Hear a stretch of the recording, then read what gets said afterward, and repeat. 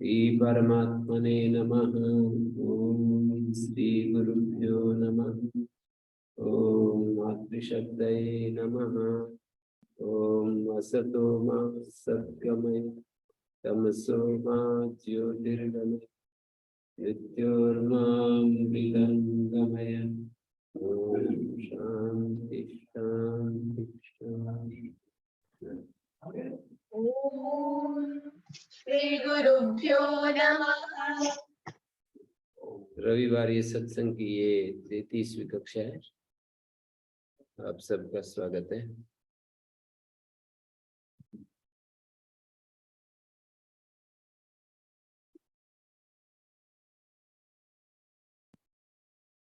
जीवन को सुंदर बनाने के लिए, शुद्ध करने के लिए,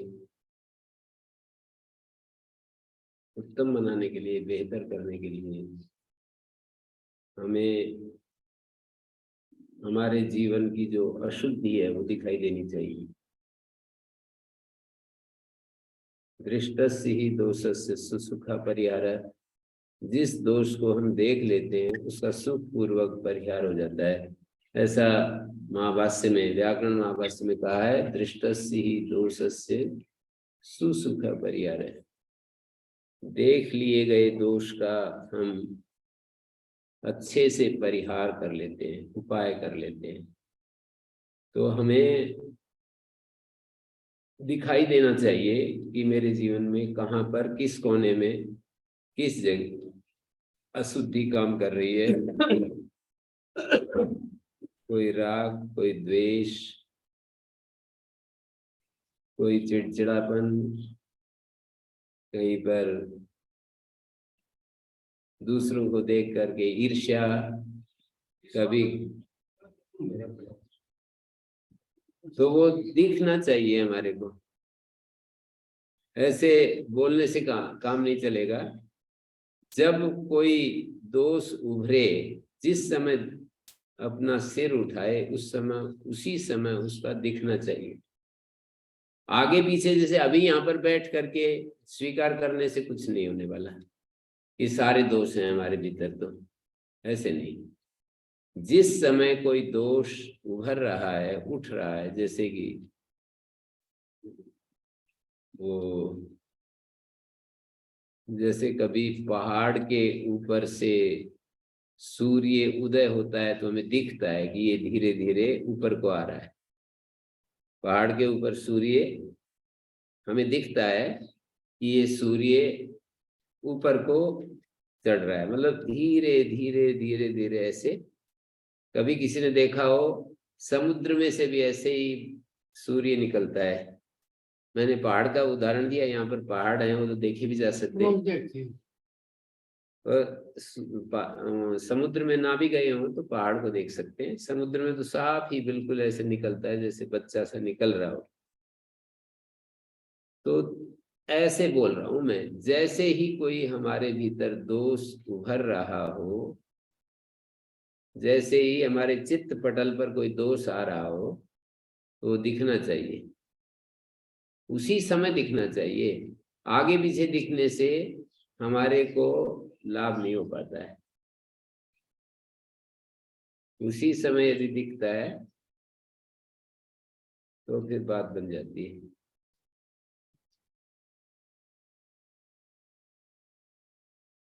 उसी समय यदि दिख जाए तो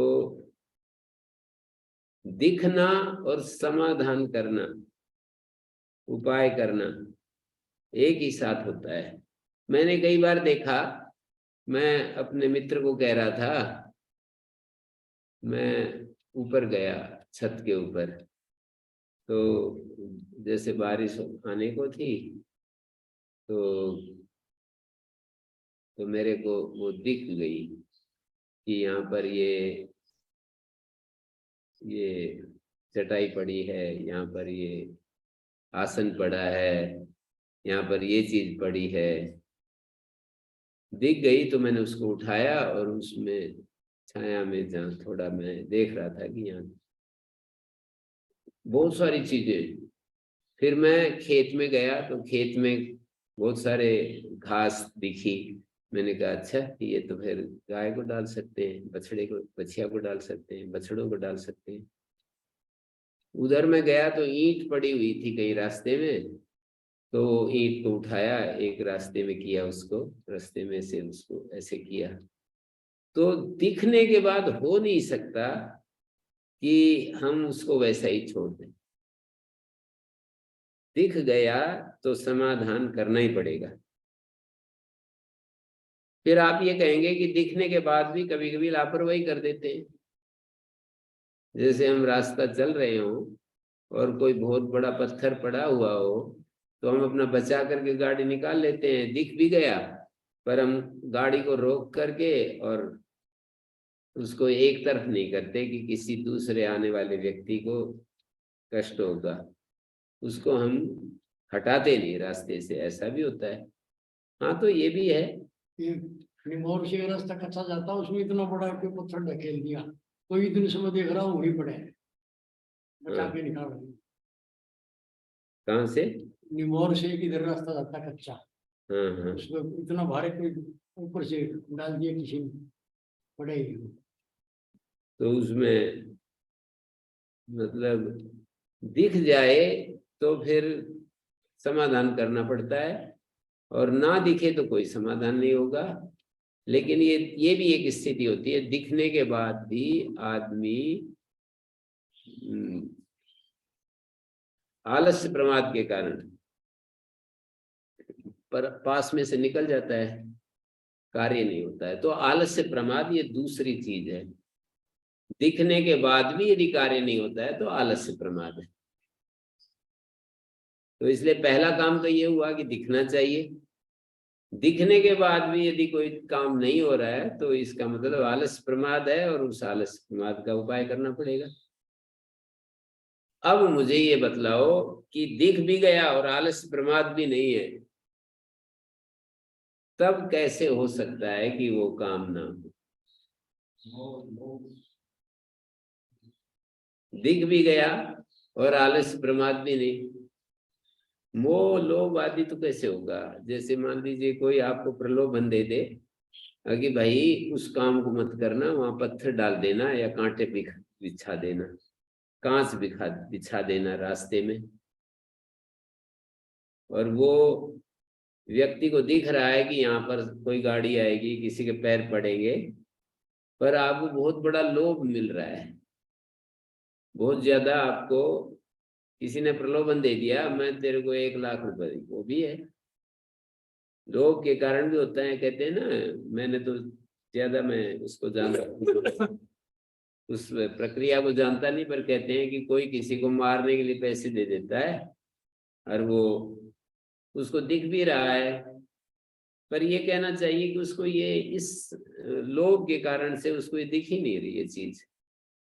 लोभ का चश्मा जब चढ़ जाता है तो ये अनिष्ट होगा, किसी व्यक्ति का घर उजड़ेगा, मेरे बालक को कोई मारे तो कैसा होगा, ये सारी चीजें हमारे को माने लोभ के वशीभूत हो तो जाता है, पर वो लोभ में आदमी को दिखता नहीं। तो इसलिए दिखना तो चाहिए, दिखेगा नहीं तो फिर नहीं हो सकता है। लोभ के कारण नहीं दिखता, कभी क्रोध के कारण भी नहीं दिखता, कभी अहंकार के कारण नहीं दिखता, कभी मोह के कारण नहीं दिखता। इन सब चीजों से भी कभी कभी नहीं दिखती हैं चीजें, कि भाई कोई बहुत ज्यादा मोह हो किसी का किसी में तो उसके दोष नहीं दिखते। जैसे धृतराष्ट्र को दुर्योधन के दोष नहीं दिख रहे थे,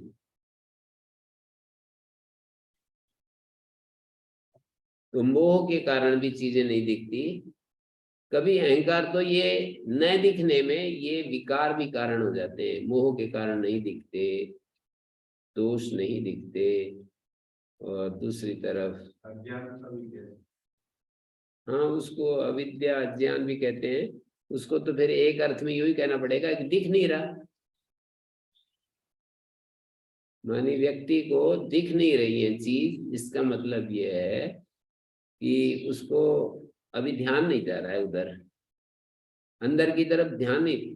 मतलब हम जब बाहर की तरफ ही बाहर की तरफ ही देखते रहते हैं तो अंदर क्या चीज घटित हो रही है वो देख नहीं पाते, और बाहर की दुनिया में भी हमारा ध्यान कहीं और हो तो वो जो सामने वाली चीज है वो नहीं दिखाई देती।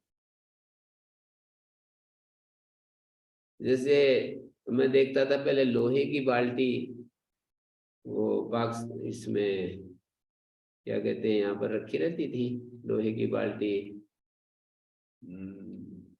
इसको कहते पानी हैं, भरा रहता था उसमें, पानी भरा रहता, जग लग जाता था। हाँ जंग लग जाता था।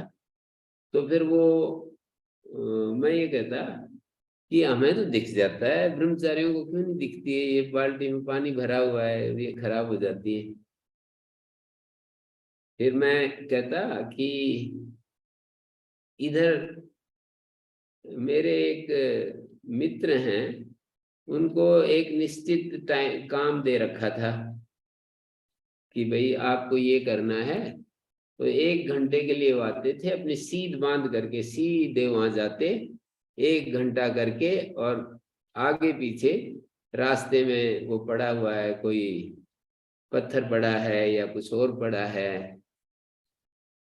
अभी उन्होंने आश्रम बना लिया तो अब तो ऐसा नहीं करते हैं, अब तो सारी चीजें दिखती हैं उनको।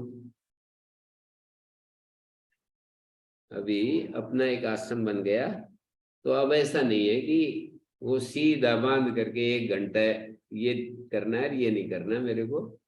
अब तो मैं देखता हूँ कि वहाँ बड़े जरूरत पड़ती है, उसमें पौधों में पानी भी देते हैं और पानी की व्यवस्था करते हैं, और बहुत सारे कितने सारे आश्रम में तो दिक्कतें होती है ना, वो सब करते हैं, क्योंकि वहाँ दिखने लगा, उस स्थान को सुंदर बनाने की जिम्मेदारी समझ ली कि अब मैं इसको सुंदर बनाऊंगा। अभी जब यहाँ रहते थे तब उनको उस तरह की जिम्मेदारी नहीं थी, मन में इस तरह से स्वीकार भाव नहीं था कि मुझे इस स्थान को सुंदर बनाना है। बस 1 घंटा चूंकि मैं यहाँ रहता हूँ और भाई यहाँ मुझे 1 घंटा सेवा करनी है। तो कई सारे कारण, कई सारे फैक्टर्स भी होते हैं, जैसे कि हमारी उदासीनता में ये भी हमारी एक उदासीनता, कहीं किसी के प्रति उदासीनता, किसी स्थान के प्रति, तो उसमें अपनत्व का भाव नहीं होता। किसी चीज को हम महिमाशाली करके समझते हैं तो वो चीजें दिख जाती हैं, और उस महिमा के कारण से हमारे को फिर वो काम, यदि हमने बहुत महत्व समझ लिया उस चीज का, तो फिर हो जाएगा, चाहे वो अपनत्व है या नहीं, अपनापन है या नहीं है। जैसे पतंजलि में चलते चलते, और वो मैंने कई बार मैंने ऐसा देखा, अब स्वयं किया, अपनी साइकिल रोकी, और ये किनारे किनारे बहुत सारी घास खड़ी होती थी, तो घास कितनी बार, मतलब मुझे याद आ रहा है सैकड़ों बार जो है ना घास उखाड़ी मैंने, क्योंकि मेरे को वो, मैं उधर से आता जाता, वो तो पतंजलि का हिस्सा नहीं, वो तो रास्ता मेन मार्ग है जैसे, पर मुझे ऐसा लगता है कि भाई यदि थोड़ा सा ऐसे करने से व्यायाम भी हो जाता है और ये घास भी उखड़ जाती है तो इसमें क्या है, अच्छी बात है ये तो। कभी कभी किसी जगह हम जाते हैं, बाथरूम प्रयोग करते हैं, और बाथरूम प्रयोग करने के बाद हमारे को उसकी महत्ता मन में बैठी होती है कि भाई स्वच्छ होना चाहिए, बाथरूम प्रयोग किया है तो उसको स्वच्छ रखना चाहिए, तो फिर उसको पूरा ध्यान दे करके साफ करते हैं। 30 साल पहले की बात बता रहा हूँ, 30 वर्ष पहले की बात। तो मैं कलकत्ता में गया और वहां पर मैं एक जगह ठहरा आर्य समाज में। तो वहां का शौचालय बहुत ही ज्यादा गंदा था, वो पीला पीला हो जाता है। तो मैंने फिर एक वो लिया, खोरिया लिया, खोरिया, और धीरे धीरे धीरे धीरे 1 घंटा उसमें लगाया। तो मेरे को वो शौचालय दिख गया कि ये जो है ना, ये गंदा है और इसकी तरफ किसी ने ध्यान ही नहीं दिया। तो जिन चीजों को हम बाहर देख लेते हैं, अव्यवस्था को देख लेते हैं, वो व्यवस्था में बदल जाती है। जिन चीजों को अपने अपने भीतर अव्यवस्था के रूप में देखते हैं, वो भीतर की चीज भी बदल जाती है। बहुत बड़ी चीज है ये दिखना। हमारा भीतर की जो व्यवस्था है और अव्यवस्था है, ये इसका दिखना बहुत जरूरी है। यदि कोई चाहता है कि मेरे भीतर व्यवस्था हो। हम कर तल कर पृष्ठ ऐसे बोलते हैं ना, अपने कर के तल को देखो और अपनी इसको भी देखो। ये कर है और ये इसका तल है, जो हमारा ये है ना, संध्या मंत्रों में हम बोलते हैं ओम ओम कर वाक तल वाक। कर, वाक वाक में आखिरी में बोलते हैं ना, ओम कर तल कर पृष्ठे। कर तल और कर पृष्ठ, कर का तल और कर पृष्ठ देखो कि मैं अपने जीवन में कितना, तो जब मैं ऐसे हाथ होते हैं ना हमारे, तो हम दे रहे होते हैं, और जब ऐसे होते हैं तो हम कुछ ले रहे होते हैं। तो उसमें देखने की बात ये होती है कि मैं कितना देता हूं और कितना ले रहा हूं। ये जो इक्वेशन जब सही सही चलती है ना, देना जो है अधिक चल रहा है मेरा और लेना कम चल रहा है। शायद आपने लिखा करतर करना करो, जा दिन करतर कर परो, जा दिन मरण परो। जी, तो कर तल कर पृष्ठ, मैं तो ये कह रहा हूं कि हम हाथ के हथेली को भी देखें और पीठ को भी देखें, प्रतिदिन देखें कि मेरे द्वारा जहां मैं रहता हूं, इस दुनिया में रहता हूं, तो मेरे क्या कर्तव्य हैं, कहाँ कहाँ मैं अपने कर्तव्यों में लापरवाही कर रहा हूं और कहाँ कहाँ मैं कर्तव्य पालन करता हूं। दिखता नहीं। आदमी अपने ज्ञान के अनुसार कुछ ऐसी बात सोच लेता है कि ये तेरा काम नहीं है, और बस निर्भय रहता है, निश्चिंत रहता है एकदम। मनुष्य कोई भी कहीं भी रहे, उसको करने के लिए बहुत ज्यादा काम होते हैं। चारों तरफ हमारे अव्यवस्था तो रहती है, तो अव्यवस्था को सुव्यवस्था में बदलने के लिए अव्यवस्था दिखनी चाहिए, चाहे वो अव्यवस्था भीतर की है चाहे बाहर की है। भीतर की अव्यवस्था, जैसे बोलने की अव्यवस्था है, किसी किसी को बोलने के अभ्यास बहुत गलत होते हैं पर उसको दिखते नहीं, और वो अपने ज्ञान के अनुसार उसको सही मानता रहता है, तो फिर वो अभ्यास ठीक नहीं होते। अपने ज्ञान के अनुसार वो अभ्यास ठीक नहीं हो पाते, क्योंकि यूं कह देते हैं कि भाई गलत बात को तुरंत कहना ही चाहिए हमारे को, क्योंकि ऋषि मुनियों ने कहा है कि गलत बात को सहन करना, अन्याय को सहन करना उससे भी ज्यादा दोष है जितना कि अन्याय करना। गलत बात को सहन करना और भी ज्यादा दोष की बात है जितना कि अन्याय दूसरों के साथ करना। तो ऐसे बड़े बड़े वाक्य हम सुन चुके होते हैं, बहुत बड़ी बड़ी चीजें हमारे मस्तिष्क में काम कर रही होती हैं, तो फिर हम उसको उस चीज को हम फिर पूरा उसी ज्ञान के अनुसार हमारी क्रिया प्रतिक्रिया होती है, हमारा व्यवहार होता है। तो हमारा ज्ञान भी, हमारी दृष्टि भी सही होनी चाहिए, और बीच में जो लोभ लालच विकार वो भी नहीं होने चाहिए। आलस्य प्रमाद भी नहीं होना चाहिए, तो फिर समाधान हो ही जाता है।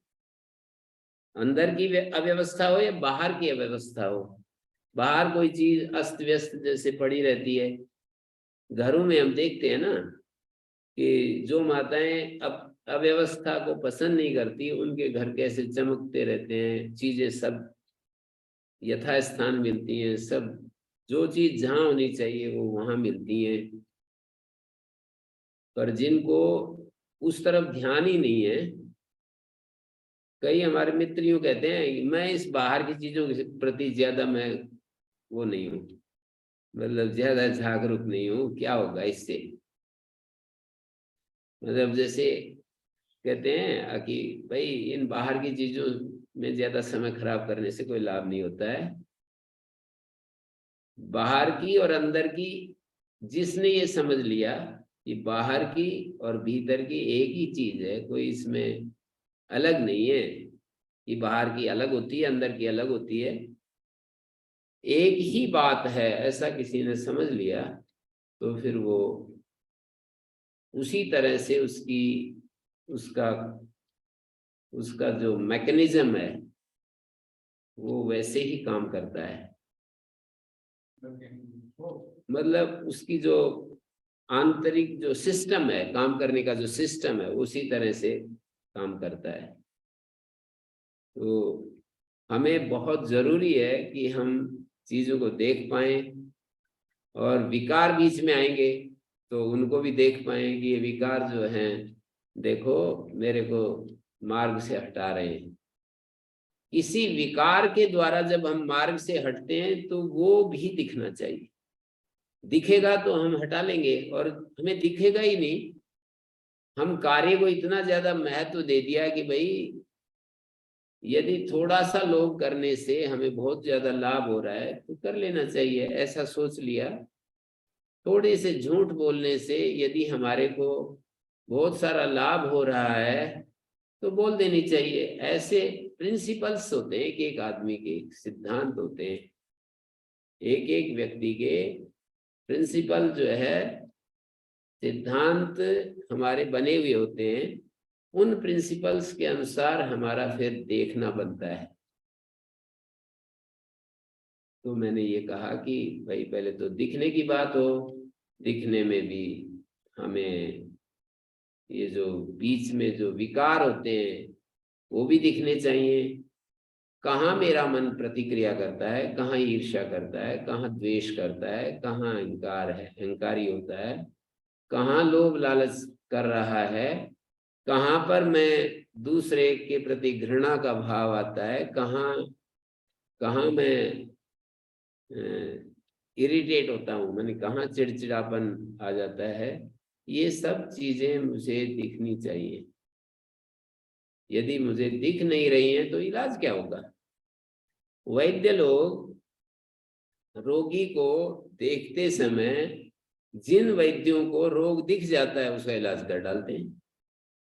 कुछ भी कठिनाई नहीं होती है उनको इलाज करने में, उनको कुछ भी कठिनाई नहीं होती। जिनको निदान बोलते हैं ना, रोग का कारण जिनको दिख जाता है, उनको रोग का उपाय करने के लिए, दवा देने के लिए, इलाज करने के लिए कोई कठिनाई नहीं होती। आजकल का जो पैथोलॉजिकल टेस्ट होते हैं वो सारे के सारे इसी के ऊपर बेस्ड है ना, इसी के ऊपर टिके हुए हैं कि भाई हम देख सकें कि कौन सी चीज शरीर में गड़बड़ हो रही है। डॉक्टर आजकल तो ना, मेडिकल डॉक्टर सीधे यूं कहते हैं ये टेस्ट करो, ये टेस्ट करो, ये टेस्ट करो। पहला काम ये होता है कि ये टेस्ट करवा कर किया हो फिर बताइए। उसका मतलब क्या होता है, टेस्ट क्यों करवा रहे हैं, कि उनको दिख जाए, शरीर की अव्यवस्था दिख जाए, शरीर में कोई चीज बढ़ी हुई है वो दिख जाए, घटी हुई है दिख जाए, शरीर में किसी चीज का अभाव है वो दिख जाए, कोई चीज बहुत ज्यादा बढ़ गई है वो दिख जाए। मानी जैसे हम, वो होता है ना, ये शरीर में इसको बोलते हैं हमारे क्रिटिनल लेवल बोलते हैं। कि ये जो यूरिन में क्रिएटिनिन लेवल बढ़ गया है, तो टेस्ट हमारे को बता देते हैं कि इतना बढ़ रहा है, फिर वो उसके लिए उपाय करते हैं। ऐसे किसी में ट्राइग्लिसराइड्स बढ़ गया, किसी में वो जो व्हाइट सेल्स कम हो गए, और ऐसे मैं तो बहुत ज्यादा जानता नहीं मेडिकल टर्मिनोलॉजी जो है ना। मोटी भाषा में एक्सरो कह देना जी हाथ टूट दी या कोई और राइट बस हाँ, इलाज कर दे, इलाज कर देगा। तो ये डॉक्टर का देखना शरीर का चिकित्सा कर देता है। मनोवैज्ञानिकों के पास भी जाते हैं ना, तो कोशिश करते हैं प्रश्नोत्तर करके उसके इसकी दिक्कत क्या है, हैं? हाँ, डायग्नोस करते हैं कि इसकी समस्या क्या है। मनोवैज्ञानिक जो मनोचिकित्सक हैं वो भी ऐसा करते हैं, प्रश्नोत्तर करते हैं फिर। और ये तो बहुत ही ज्यादा करते हैं। ये जो होम्योपैथी है ना, वहां तो इतना ज्यादा पूछताछ करते हैं कि वो देखना चाहते हैं कि ये कौन सी चीज, क्योंकि उस प्रक्रिया में दोष से दोष को हटाया जाता है। बहुत जैसे किसी को दस्त लग रहे हो तो उस पैथी में दस्त वाली दवा दी जाती है। किसी के दस्त लग रहे हो, कब्ज हो रहे हो तो कब्ज करने वाली दवा दी जाती है। सिर दर्द हो रहा हो तो सिर दर्द की, मैं उदाहरण मात्र दे रहा हूं। जो चीज बढ़ी हुई होती है उसको हटाने के लिए वही दवा दी जाती है, उसी दोष वाली दवा शरीर में घुस जाती है। उसकी मात्रा बहुत थोड़ी होती है और धीरे धीरे वो ठीक कर देते हैं। खुजली है जैसे शरीर में, तो खुजली के कारण क्या क्या हो सकते हैं वो पूछताछ करते हैं। फिर वो खुजली, जिस कारण से वो खुजली हुई ना, उसी कारण वाली दवा शरीर में पहुंचाते हैं। तो इसका मतलब उस पैथी के अनुसार उन्होंने अपना पूछताछ करना, अपना डायग्नोस करना, ये सारा जो है सिस्टम बना रखा है। जिस डॉक्टर को, होम्योपैथी के जिस डॉक्टर को ये पता चल जाता है, बहुत जल्दी चिकित्सा करते हैं, बहुत जल्दी, निश्चित रूप से बहुत जल्दी चिकित्सा करते हैं। तो आयुर्वेद के डॉक्टर भी इसी तरह से वात पित्त कफ की बात करते हैं। जिनको पता लग गया कि ये वात व्याधि है, पित्त व्याधि है, ये कफ व्याधि है, इसकी प्रकृति कैसी है, वात प्रकृति है, पित्त प्रकृति है, कफ प्रकृति है, ये बात जब दिख जाती है डॉक्टर आयुर्वेद के वैद्यों को, तो बहुत आराम से उसके आगे उनको बड़ा विश्वास हो जाता है। आगे अब हम, हमारे समझ में आ गई, अब हम इसका चिकित्सा कर डालेंगे। ये सारी बातें तो मैं दृष्टांत के रूप में दे रहा हूं।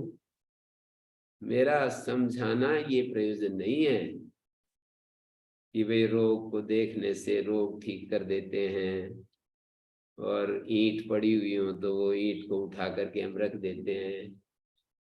ये तो दृष्टांत है।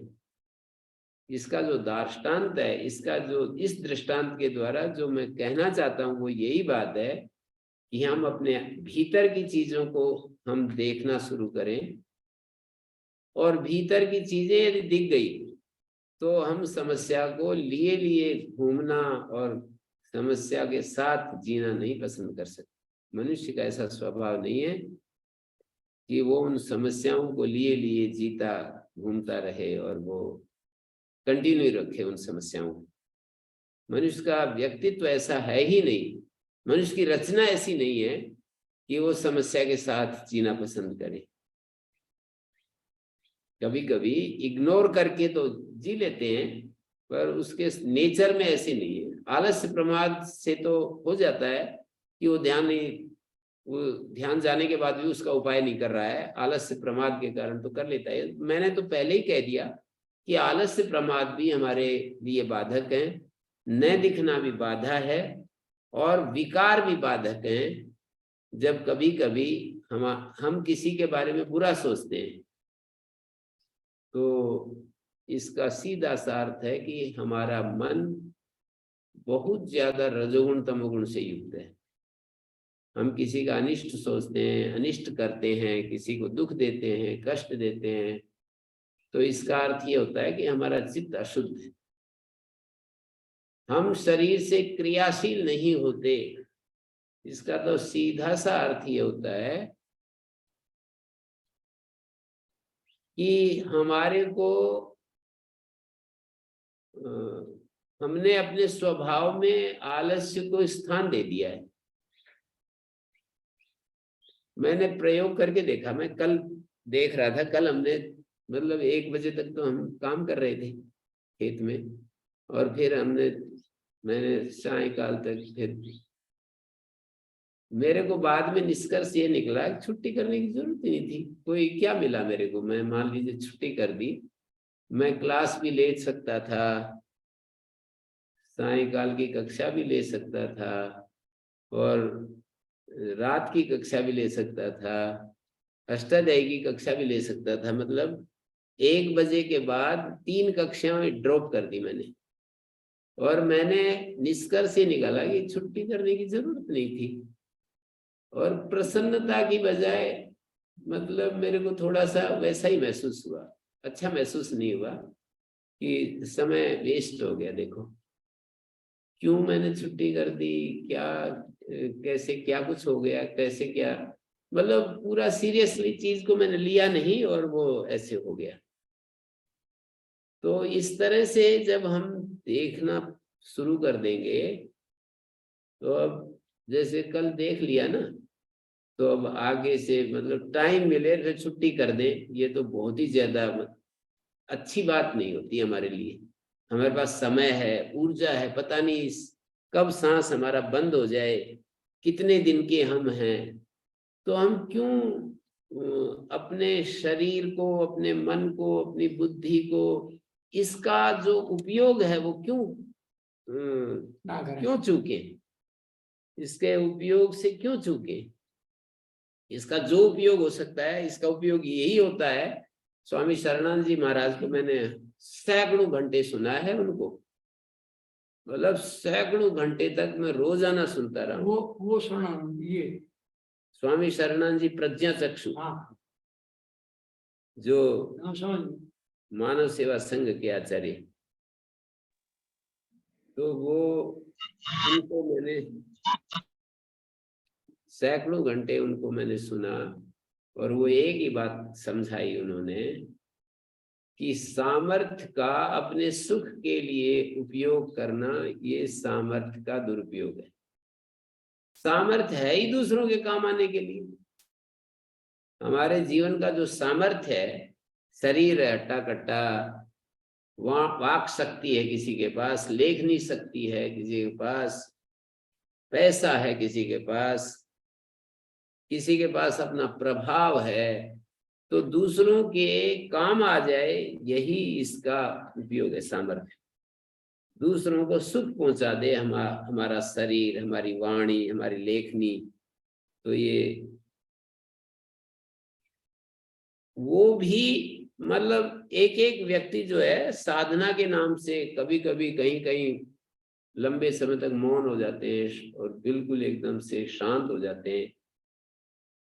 उनकी वो क्रिया से भी लोकोपकार होता है। ऐसा नहीं है कि वो, यदि वो इस तरह से वास्तव में मौन हो रहे, मानिए अपने व्यक्तित्व को बिल्कुल शांत कर लिया है, अपनी वृत्तियों को निरोध कर लिया, तो निश्चित रूप से उनका जीवन, उनकी जो प्रक्रिया है, वो साधना की जो पद्धति है, वो लोकोपकार में चली जाती है। वो सामर्थ्य उनका संसार का भला करने के लिए जुड़ जाता है। कोई व्यक्ति मौन भी मान लो इस कचपच से क्यों बचे, मौन तो एक ही बात होता है ना, अपने मूल तत्व से परिचित होने के लिए मौन किया जाए, अपने मूल स्रोत से जुड़ने के लिए मौन कोई धारण करता है, तब तो निश्चित रूप से अच्छी चीज है। पर परेशानी से ऊब करके और कोई व्यक्ति मौन हो रहा है, तो ये मौन का कोई, भले अपनी परेशानी से बचने के लिए कोई मौन हो रहा है, या किसी अन्य कारण से मौन हो रहा है तो उसका कोई मतलब मौन की बहुत ज्यादा सार्थकता नहीं है। ठीक है, कोई आदमी दूसरों से बच करके चुपचाप रहता है तो इतना सा है कि वो स्वयं भी समस्या से बचेगा और दूसरों को भी कष्ट देने से बचाएगा। मतलब नहीं तो आदमी अशांत व्यक्ति दूसरों को अशांति करता है। जो चीज हमारे व्यक्तित्व में होती है वो जाने अनजाने हम दूसरों तक संप्रेषित कर देते हैं, फैला देते हैं, दूसरे में डाल देते हैं। वो चीज जो हमारे में है वो दूसरे तक पहुंचा देते हैं। तो मैंने ये बात कहना चाहिए कि हमें अपने भीतर की जो अव्यवस्था है, व्यवस्था है, तरह तरह के संस्कार हैं। देखो संस्कार दिखते नहीं है, इच्छाएं हमारी ऐसे संस्कार के रूप में जब इच्छाएं हमारे चित्त पटल पर उभरती हैं तो पता चलता है कि इस तरह के संस्कार भी हैं तेरे अंदर। संस्कार कभी भी किसी को दिखते नहीं है। योग शास्त्र में एक सिद्धि भी है ऐसे, वो एक अलग प्रक्रिया है, वो तो बहुत ज्यादा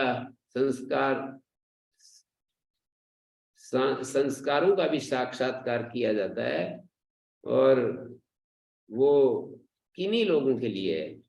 सामान्य रूप से जो हमारा जीवन होता है उसमें संस्कार नहीं दिखाई देते हैं। संस्कारों के बाद जो हमारे कर्म होते हैं, जो हमारी इच्छाएं होती हैं, हमारी वृत्तियां होती हैं, वो तो दिखती हैं। वो भी सबको नहीं दिखती हैं। हमारी वृत्तियां सबको नहीं दिखती। मेरी वृत्तियां क्लिष्ट हैं या अक्लिष्ट हैं ये सबको नहीं दिखती, ये देखने वाले को दिखती हैं। ये क्लिष्ट वृत्तियां, ये अक्लिष्ट वृत्तियां हैं, सबको नहीं दिखती, देखने वाले को दिखती हैं। यदि हमारी वृत्तियां क्लेश युक्त हैं, माने अविद्या, अस्मिता, राग, द्वेष, अभिनिवेश से युक्त हैं, क्लेश हेतु है जिनका, हमारे कर्माशय को आगे बढ़ाने के लिए जो खेत का काम करती हैं हमारी वृत्तियां, कर्माशय को बढ़ने के लिए खेत का काम करती हैं, ऐसी जो हमारी वृत्तियां हैं वो निश्चित रूप से हमारे जीवन में दुख लाती हैं, क्लेश बढ़ाती हैं। क्लेश जिनके मूल में है तो फल में भी क्लेश होगा। जिन वृत्तियों के मूल में क्लेश होता है उसके परिणाम में भी क्लेश होगा। ऐसा नहीं होता कि मूल में तो क्लेश देने वाली है, परिणाम में उन वृत्तियों के परिणाम में को सुख मिल जाए। मूल में यदि क्लेश है तो परिणाम में भी क्लेश होता है। ये बहुत समझने की चीज है। यदि हमने देख लिया अपनी वृत्तियों को देख लिया कि भाई मेरी वृत्तियां तो जो है अविद्या युक्त हैं, राग युक्त हैं, द्वेष युक्त हैं, मोह युक्त हैं, अहंकार युक्त हैं, भय युक्त हैं, मेरी वृत्तियां ये सब हैं, हमें ये समझ में आ गया तो निश्चित रूप से कोई पूछ रहा है कि क्या उपाय है हमको, हम अपने को शुद्ध करना चाहते हैं पर कर नहीं पाते। मैंने ये बात कही, जब ये प्रश्न सामने रखा गया तो मैंने ये बात कही, हम तात्कालिक रूप से जब बात चलती है तो ऐसे कह देते हैं कि मैं ये चाहता हूँ, मैं वो चाहता हूँ। इच्छा तो है हमारी शुद्ध करने की, अपने आप को ठीक करने की, अपने आप को बिल्कुल प्योर बनाने की, अपने आप को दोष मुक्त करने की इच्छा तो है, पर फिर भी हम बना नहीं पा रहे। तो इसके लिए यही कहा जाएगा कि हम कितना ज्यादा इसके लिए व्यग्र हैं, इसके लिए हम कितने तत्पर हैं, कितने व्यग्र हैं। तो उत्तर यही आएगा कि ऐसी व्यग्रता हममें नहीं है, ऐसी तत्परता नहीं है, ऐसी व्यग्रता नहीं है कि जैसे हम भूख मिटाने के लिए व्यग्र होते हैं, आजीविका के लिए व्यग्र होते हैं, आजीविका के लिए खूब व्यग्र हो जाते हैं और कहते हैं कि मैं 8 घंटे भी काम करने के लिए तैयार हूं। वहां पर नारनौल में एक स्थान बना रखा है, लोग जाकर के बैठ जाते हैं कि मेरे को स्थान मिले। 8 घंटे ड्यूटी करते हैं, 500 रुपये मिलते हैं उनको। 8 घंटे, चाहे धीरे धीरे ही सही, पर 8 घंटे धीरे धीरे अपना समय लगाते हैं और 500 रुपये उनको मिलता है। तो ये तो बहुत बड़ी चीज है ना, कि इतनी ऊर्जा लगा करके और भोजन प्राप्त करते हैं, काफी बड़ी चीज है ना। तो ऐसे हमारे को अपने दोषों को ठीक करने के लिए, अपने आप को ठीक करने के लिए, क्या हमने ऐसी व्यग्रता कभी अपने भीतर, कितनी इतनी तत्परता हमने अपने भीतर देखी कि मेरे अंदर ये दोष नहीं होना चाहिए? पहले दोष ही नहीं दिखाई देते, दिखने के बाद भी वो तत्परता नहीं दिखाई देती जो तत्परता हमें आजीविका के लिए होती है। कितने कितने विचित्र काम होते हैं जो फैक्ट्रियों में काम करते हैं ना, सीमेंट फैक्ट्री में काम करने वाले लोग होते हैं, कोयले में काम करने वाले लोग होते हैं, उनको जाकर के देखो, अध्ययन करो उनका। केमिकल्स की फैक्ट्रियों में काम करने वाले लोग होते हैं, मतलब अपने आप को कितना ज्यादा कष्ट में डाल करके उनको आजीविका कमानी होती है। पर हम अपने को शुद्ध करने के लिए, अपने को राग द्वेष मुक्त करने के लिए, अपने आप को ज्ञान से परिपूर्ण करने के लिए, अपनी सफाई करने के लिए, अपने भीतर के को मांझने के लिए हम थोड़ा सा भी पेन नहीं लेते। थोड़ा इसमें पेन क्या लेना है? पेन लेना है तो इतना ही कि मन को एकाग्र रखना, शांत रखना, अपनी इच्छाओं को देखते रहना, अपनी इच्छाओं को, अपने मन को देखते रहना, अपने क्रियाकलाप को, अपनी एक्टिविटी को देखते रहना, बस इतना ही तो करना होता है। मतलब कोई शरीर के जो काम होते हैं वहां तो हमें बड़ी भाग दौड़ करनी पड़ती है, मारा मारी रहती है, पसीने बहाने पड़ते हैं। यहाँ तो इतना ही है कि अपने शांति में रहना होता है और हम केवल देखना होता है अपने भीतर क्या कुछ गड़बड़ चल रही है। उस गड़बड़ को देखने मात्र से हमारे को समाधान मिलते हैं। वहां तो शरीर से रात दिन परिश्रम करना पड़ता है, तब समाधान मिलता है, तब रोटी मिलती है। और यहाँ तो देखने मात्र से हमारे समस्याओं का समाधान होता है। हम देखेंगे तो फिर आप कहेंगे कि ये जो थोड़ी देर पहले आपने बताया कि आलस्य प्रमाद, जो ये दूसरे दूसरे लालच प्रलोभन, देखने के बाद ही तो ये सारे समाधान भी हो सकते हैं ना। दिखेगा ही नहीं तो ना तो आलस्य प्रमाद को हटाने की बात आएगी। दिखने के बाद आलस्य प्रमाद शुरू होता है। दिखता ही नहीं तो आलस्य प्रमाद क्या है? दिख ही नहीं रहा है तो आलस्य प्रमाद क्या बताएगा? हमारे को पहला तो दिखना है। और आप ये कहेंगे कि दिख तो सभी को जाता है, ऐसा नहीं है। मैं स्वीकार नहीं कर सकता इस बात को कि दिख तो सभी को जाती है चीज, सभी को नहीं दिखती है। सभी को नहीं दिखती हैं, बहुत जोर दे करके इस बात को कहना चाहूंगा कि नहीं दिखती हैं तो देखने के लिए अवेयरनेस चाहिए, जागरूकता चाहिए, जागृति चाहिए, हमारे भीतर जागरण चाहिए। जैसे वो आजकल थोड़ा, मतलब पहले मैं काफी ट्रेन में उधर जाता था, बेंगलोर जाता था, तो रास्ते में कई बार ना बच्चे खेल रहे होते हैं, वो ट्रेन के पास ऐसे दिखते, बिल्कुल चारों तरफ मलमूत्र पड़ा है वहां पर और वहीं वो खेल रहे हैं। आप कहोगे उनकी मजबूरी है, बेचारों को मिलता ही नहीं तो कहा। तो ठीक है, ये तो उत्तर हुआ कि मजबूरी है, लेकिन हमको तो दिखता है, हम तो वहां पर नहीं खेल सकते, हम वहां पर खेल नहीं सकते, ऐसे घूम नहीं सकते। ये व्यक्ति का अपना खेत हो, अपने खेत में से उसको पार करना पड़े, फसल अभी अभी छोटी फसल हो, कितना संभाल संभाल करके पैर रखता है। और वही व्यक्ति जब उसको किसी दूसरे खेत में चलना पड़ता है तो कितने आराम से वो, मतलब उसको पता भी नहीं होता है, वो अवेयरनेस गायब हो जाती है। जो अपने खेत में अवेयरनेस थी वो अवेयरनेस दूसरे के खेत में चली जाती है, वो जागरूकता चली जाती है। जब वो होता है ना, फसल होती है, मतलब क्या बोलते हैं उसको, जंगल होता है जिसमें भाखरी के कांटे होते हैं, एक वो होता है स्थान होता है जो बंजर भूमि बोलते हैं। बंजर भूमि में भाखरी जो छोटे छोटे कांटे होते हैं, वर्षा ऋतु में वो नंगे पैर हो, फिर कैसे देखो कैसे कैसे संभाल संभाल करके हम कैसे चलते हैं। तो ऐसे हमारे को व्यवहार में, वाणी में इधर उधर जो कांटे चुभते हैं ना, तो फिर हमारे को सही चलता है। जब हमारे को कांटे चुभते नहीं है, दूसरे को कितने कांटे चुभे हमें क्या लेना देना।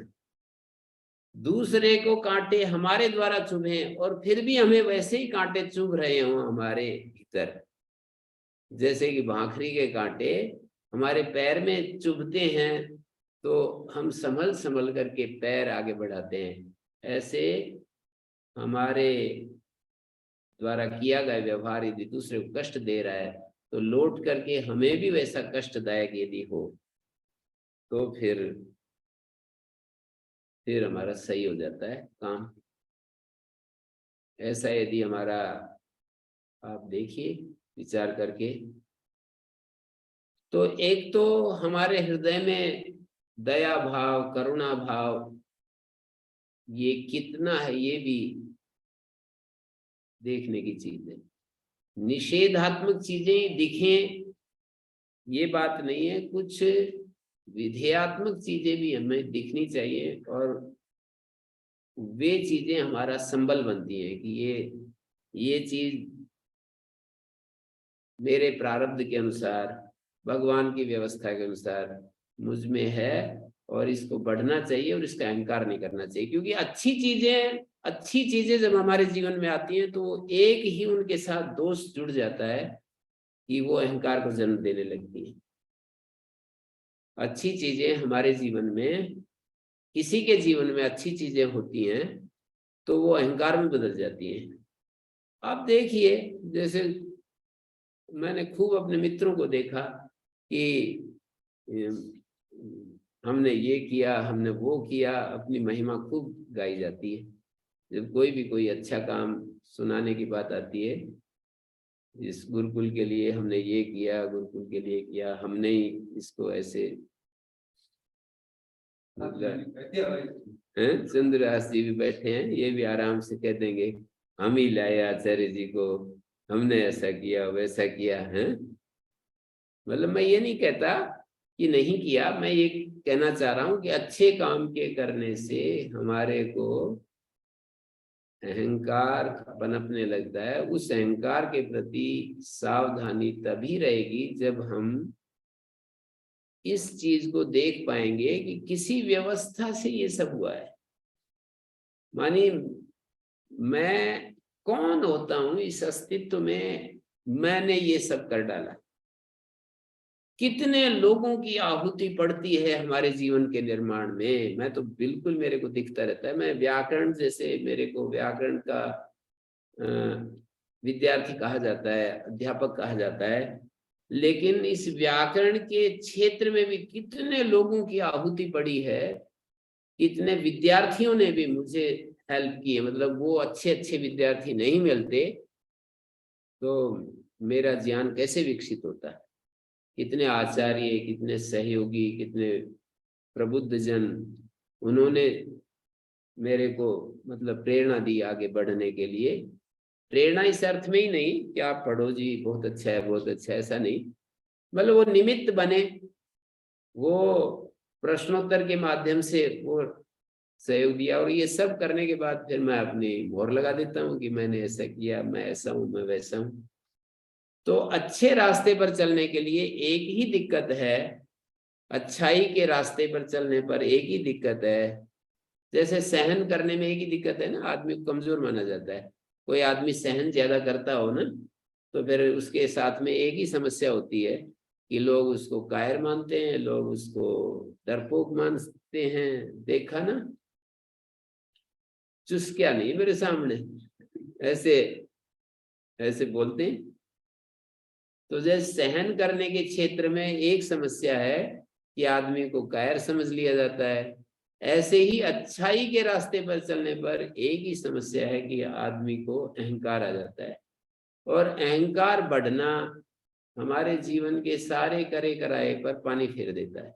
मतलब आध्यात्मिक दृष्टि से हो सकता है उसका सामाजिक वैल्यू कुछ होता हो, पर आध्यात्मिक दृष्टि से कोई वो वैल्यू रहित हो जाता है, वैल्यू हीन हो जाता है। जो व्यक्ति किसी अच्छे काम को अपने अहम के साथ जोड़ देता है, अंदर से जोड़ देता है, एक व्यावहारिक, वो पता भी चल जाता है ये व्यावहारिक अहम का प्रयोग है या ये उसके भीतर ही बैठी हुई है। ये चीज व्यवहार में पता चल जाता है हमारे को। तो हमारा अहंकार यदि वास्तव में सक्रिय हो जाता है किन्हीं शुभ कर्मों के कारण से, कितने लोग हैं यूं कहेंगे मैंने जी बिना हवन की रोटी नहीं खाई, तो मैंने क्या एहसान कर दिया भाई। अंदर अंदर में सोचता हूँ कि इसमें एहसान क्या कर दिया किसी के ऊपर, हैं?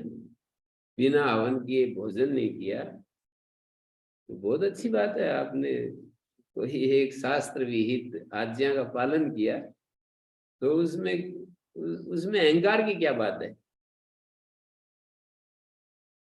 हमारे गुरुजी एक बात कहते थे कि जिस पर हम अपनी मोहर लगा देते हैं वो चली जाती है। अच्छाई पर लगा दें या बुराई पर लगा दें।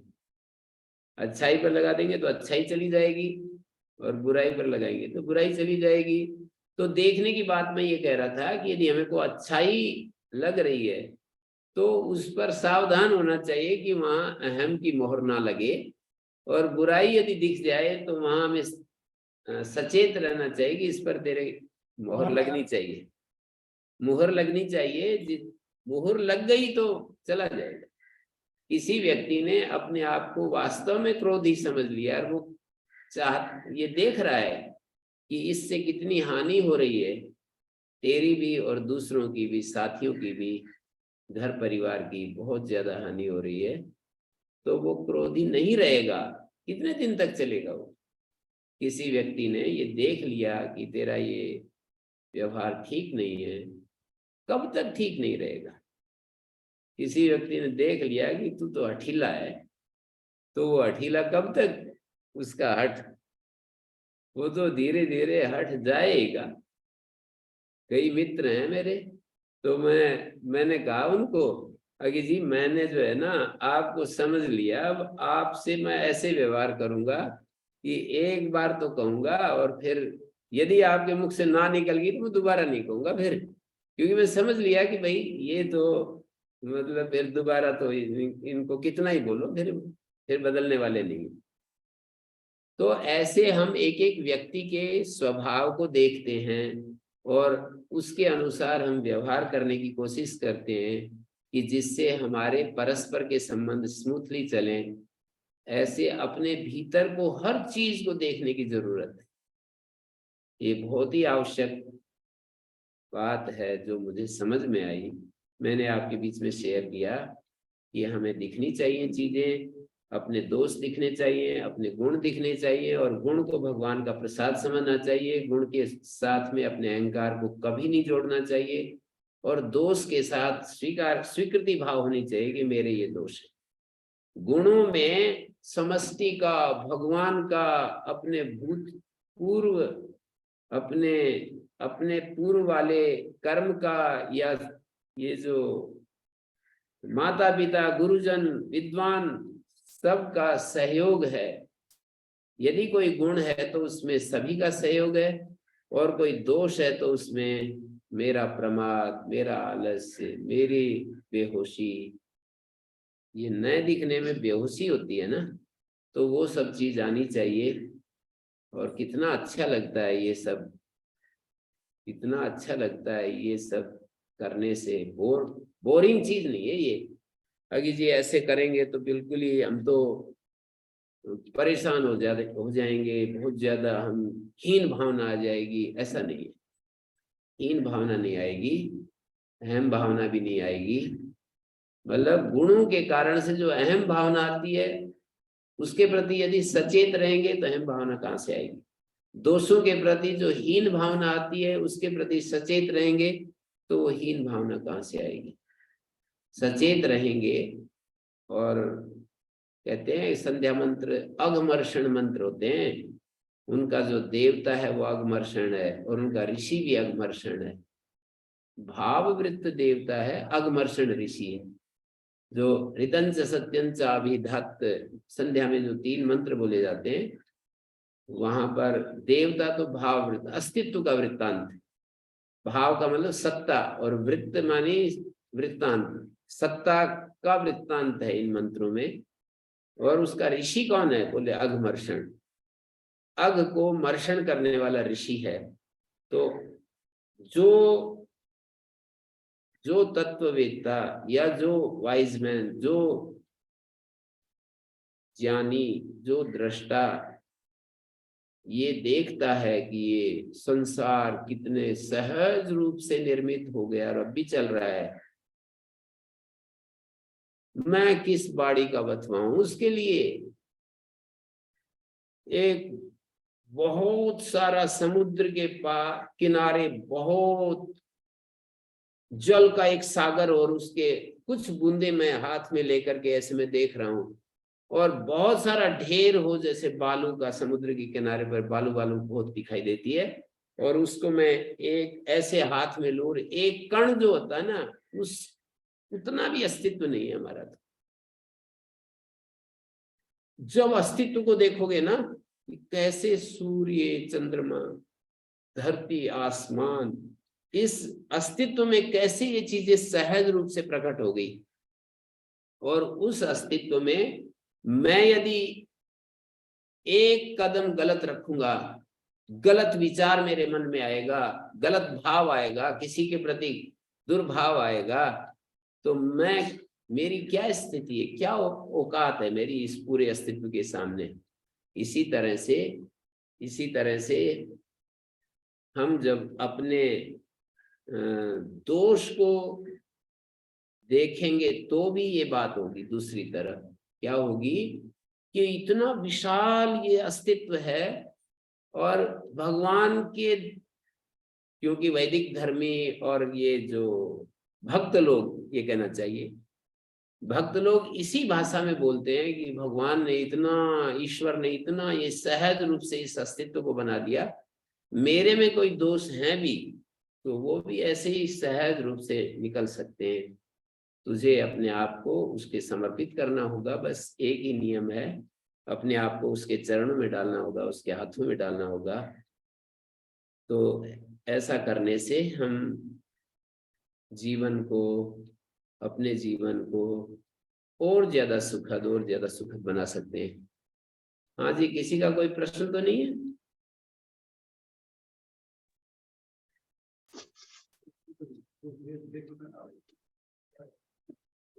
हाँ जी, शेखर जी।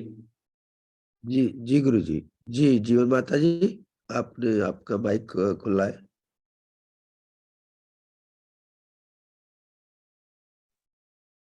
नहीं गुरु जी।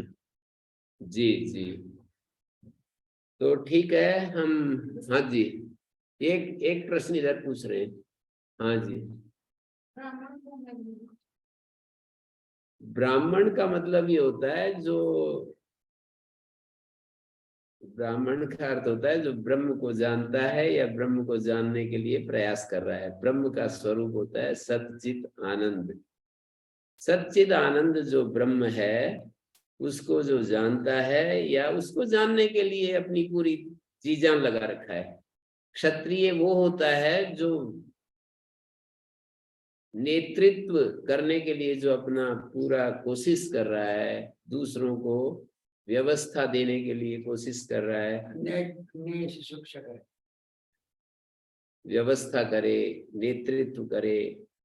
मतलब ब्राह्मण अपने को शुद्ध करना चाहता है, खोज करता है, परमात्मा की खोज करता है, सत्य की खोज करता है, और अपने स्वभाव को पूर्ण एकाग्र, निर्मल, शुद्ध, पवित्र करना चाहता है। क्षत्रिय भी आंशिक रूप में ये सब करता है पर उतना नहीं कर पाता है, क्योंकि उसका मन बाहर की व्यवस्थाओं में दूसरों के साथ रचा बचा रहता है। और वैश्य वो होता है, उसकी दृष्टि ये होती है सुख देने की। क्षत्रिय की भी दृष्टि सुख देने की है कि दूसरों को सुख मिले, सुख बढ़े। वैश्य जो होते हैं वो सुख देना चाहते हैं दूसरों को, और उस सुख की प्रक्रिया में वस्तु उत्पादन, आर्थिक रूप से समाज को सुख देना चाहते हैं, समृद्ध करना चाहते हैं। भाव को भाव में जी, ये स्वामी जी कह रहे हैं कि क्षत्रिय वो हैं जो अन्याय को हटाएं, और वैश्य वो हैं जो अभाव को मिटाएं, ब्राह्मण वो हैं अज्ञान को मिटाएं। इनकी भाषा में बोल देता हूँ, इनकी खुशियां बढ़ा देता हूँ। तो ये ब्राह्मण, क्षत्रिय, वैश्य और शूद्र को भी कोई खराब बात नहीं है। वो भी अपने शरीर से, मेहनत से, परिश्रम से जो इन तीनों वर्णों को सुख देते हैं तो उनको शूद्र कहते हैं। हाँ जी बोलिए। हमारे दोस्त दिखाई नहीं देते, दूसरे के दोस्त दिखाई देते, तो कैसे पता करें कि हमारे कैसे दोस्त? तो पूरा आप तो देर से आए, 1 घंटे तक इसी पर चर्चा हुई है बात पूरी, आप लास्ट मोमेंट में आए। तो ये तो यही है कि जैसे हमारे को कैसे दिखे कि ये मलमूत्र है और ये सफाई है, कैसे दिखे? कैसे दिखे कि ये तो कांटे हैं, ये फूल हैं? कैसे दिखे कि ये तो गंदगी है और ये स्वच्छता है? कैसे दिखे? तो यहाँ पर आपको कोई दिक्कत नहीं होती है कि जी वो तो दिख जाती है आंखों से, पर सबको कहाँ दिखती है? वो भी नहीं दिखती हैं। आप रास्ते में चलते हैं तो कहीं ईंट पत्थर रोड़े पड़े होते हैं, चलो आपको दिख भी गई, पर कितने लोगों को दिखती हैं? बराबर से निकल जाते हैं आराम से, उसको उठा करके कहाँ हम एक तरफ करते हैं, जैसे वहां नहीं होता है। तो ऐसे हमारे को अपने अपने प्रति सजग होना पड़ता है, अपने भीतर अपने को देखना, अपने प्रति सजगता करनी होती है। तो ऐसा करने से हमारे को धीरे धीरे धीरे धीरे अपने को जानने की रुचि तो हो। आप कहते हैं दूसरे के तो दिख जाते हैं, क्योंकि वहां रुचि है, दूसरे को जानने की रुचि है। तो अपने को जानने की रुचि पैदा करनी चाहिए कि मैं अपने को पूरा समझूं, जानूं, मैं कौन हूं, मैं कैसा हूं, क्या हूं, मेरा स्वरूप क्या है, ऐसा दिखना चाहिए, तो हो जाएगा। हाँ जी। तो महिमा मंडल का पूर्ण करता है, वो सर्वप्रथम होता है, और विशेष तौर से कोई प्रमाणिक आदमी अगर उसमें ये सोचने पड़ रहा है कि भाई कोई एहसान नहीं किया, तो इतना वो शाबाश बहुत बढ़िया, तो इतना हो जाता है। तो ये कहीं ना कहीं तो, और इतना भी ना बोलते, अगर जैसे इस टाइम प्रभावित है नजर भर भी देख ले तो उससे इतना पैदा होता है। तो ये तो सही है।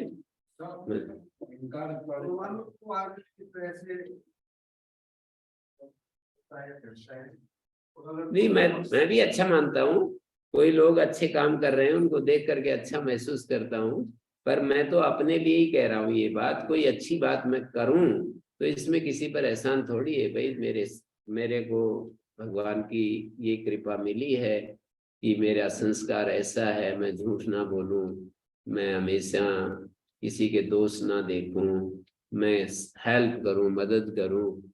कोई दैवी कृपा है, देवानुग्रह है बोलते हैं, देवानुग्रह है। वो हमारे एक IAS टॉपर हैं हरियाणा सरकार में अभी भी, TL सत्य प्रकाश जी।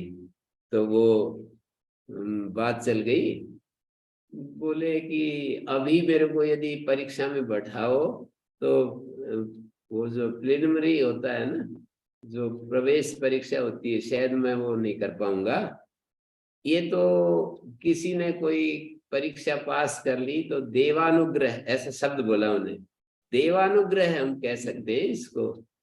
व्यक्ति कहाँ इतनी सारी बातें होती हैं, कहाँ याद रख पाएगा?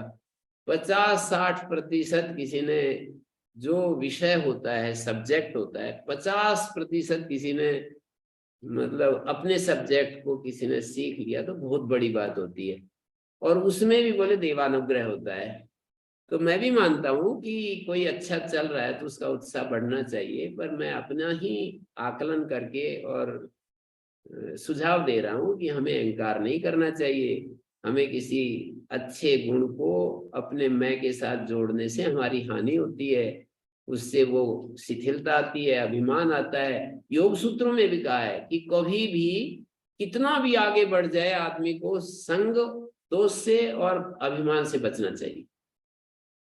स्थानीय उपनिमंत्रणे संगस्मया करणम पुनर्निष्ठ प्रसंगात, कि बहुत आगे बढ़ गए योग के रास्ते पर, तो भी आदमी को जब दूसरे लोग उसको निमंत्रण देते हैं, उसको बड़े बड़े शब्द बोलते हैं, आइए आप यहाँ पर बैठिए, आप ये लीजिए वो लीजिए, हमारी कन्या है इसके साथ शादी कर लीजिए, ऐसे ऐसे बहुत बड़े बड़े प्रलोभन सामने रखते हैं ना, तो उसको सावधान रहना चाहिए। एक तो संग दोष से बचना चाहिए और एक अभिमान से बचना चाहिए। दो चीजों से बचने के लिए कहा।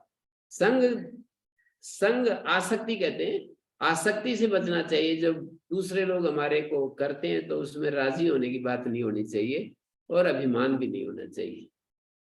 सुख नहीं लेना चाहिए और अभिमान भी नहीं करना चाहिए। संग का मतलब तो वही है, सुख नहीं लेना चाहिए और अभिमान भी नहीं करना चाहिए। यदि इस रास्ते पर आगे बढ़ना है तो बाकी एक हमारा लौकिक जीवन है, उसमें तो इसी के ऊपर चलता है आदमी, कि दूसरे हमारी बड़ाई करें, प्रामाणिक लोग हमारे उत्साह बढ़ाएं, वो हमें शाबाशी दें, पुरस्कार दें। संसार का तो इसी स्तर पर है ना हमारा सबका, और वो कोई बुरा नहीं है, वो भी ठीक है, अच्छा है। कभी कभी हम इसी प्रलोभन में अच्छे काम करते हैं और फिर धीरे धीरे हम कहेंगे कि इससे भी ऊपर उठना चाहिए, क्योंकि इससे पूरी बात बन नहीं रही है।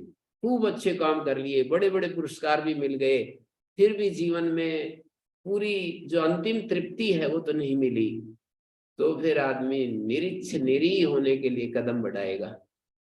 तो अच्छा काम भी पहले इसी भावना से, लोकेशना की दृष्टि से अच्छे काम करेंगे और उसको ऑब्जर्व भी करते रहेंगे, देखते भी रहेंगे कि देखो इतने बड़ी बड़ी चीजें मेरे को मिली, फिर भी अंतिम चीज तो नहीं मिल रही है, कौन सी बाधा है। तो फिर पता लगेगा कि इच्छा ही बाधा है, कामनाएं ही बाधा है, और फिर कामनाओं से ऊपर उठेगा। तो यहीं पर हम विराम देते हैं। ओम गुरुजी दो ओम शांति शांति शांति। ॐ श्री गुरुभ्यो नमः। अनुगृहीता स्मः।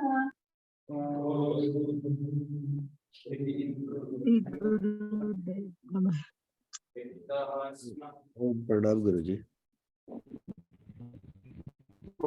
भगवान लो जी। ओम श्री गुरुभ्यो नमः।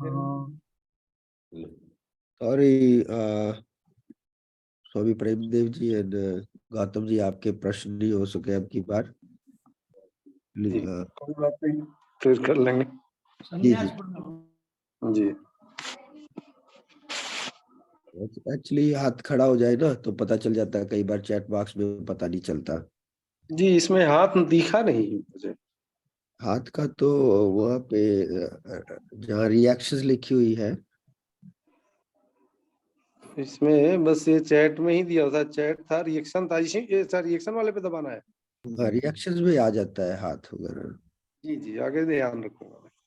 रेज हैंड, हाँ जी जी, थोड़ा सा दिखने में डिले हो गया तो फिर वो बस स्वामी जी गुरु जी ने बंद कर दिया। जी कोई बात नहीं, फिर कर लेंगे। जी जी, प्रणाम सभी को। प्रणाम। ओम